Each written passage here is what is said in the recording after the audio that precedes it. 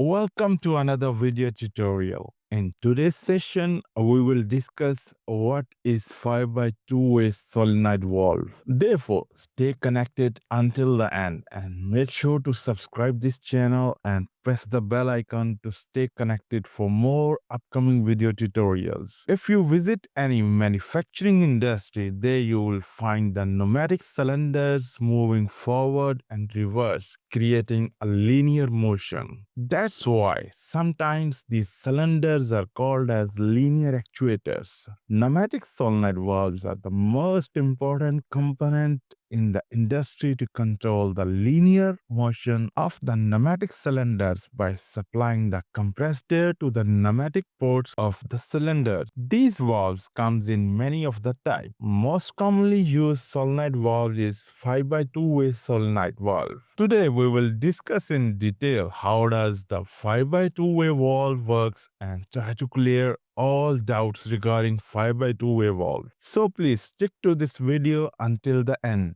5 by 2-way valve have 5 ports and 2 positions. That's why we call it 5 by 2-way valve. No need to worry, we will explain all this concept gradually in this video tutorial. 5 by 2-way valve have 5 ports for the compressed air. One of these ports is P port. It is a pressure port where the compressed air enters the valve. There are 2 other ports, port A and port B. The pressure port is linked with either port A or by the port B when the spool inside the valve moves. So when the port P is linked to the port A, the spool blocks the entry of the air towards the port B. Similarly, when the port P is linked with the port B, the spool blocks the entry of the air towards the port A. How does this spool is moving? Spool moves when the solenoid coil is energized by the signal coming from the PLC. There are other ports in the solenoid, which are exhaust ports. We will discuss these ports shortly in this video.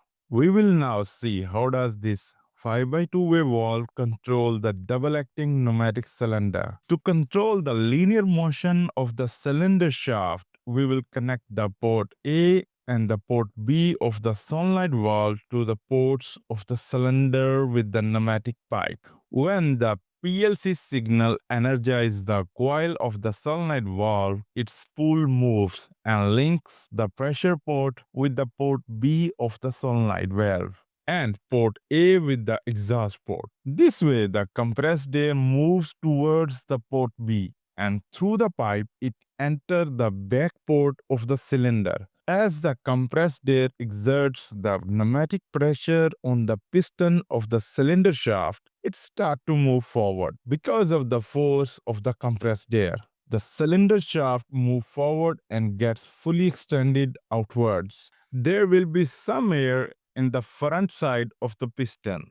This air will slowly leave the cylinder body and comes towards the port A through the pipe.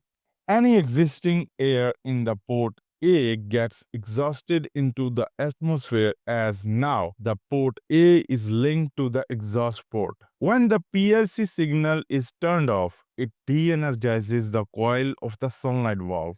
Its spool moves and links the pressure port with the port A of the solenoid valve and the port B with the exhaust port. This way, the compressed air moves toward the port A and through the pipe, it enters the front port of the cylinder. As the compressed air is now exerting the pneumatic pressure on the front side of the piston, it starts to move in the backward direction because of the force of the compressed air. The cylinder shaft moves backwards and gets fully retracted inside the cylinder body. The compressed air in the opposite side of the shaft piston moves towards the solenoid through the pipes and get exhausted into the atmosphere through the port B as the port B now linked with the exhaust port. And this cycle of solenoid valve to turn on and off will continue as the PLC is supplying the signal on its solenoid valve. I hope you liked today's video. Do consider subscribing this channel and press the bell icon to get notified for the upcoming video tutorials. Till next time, take care. Goodbye.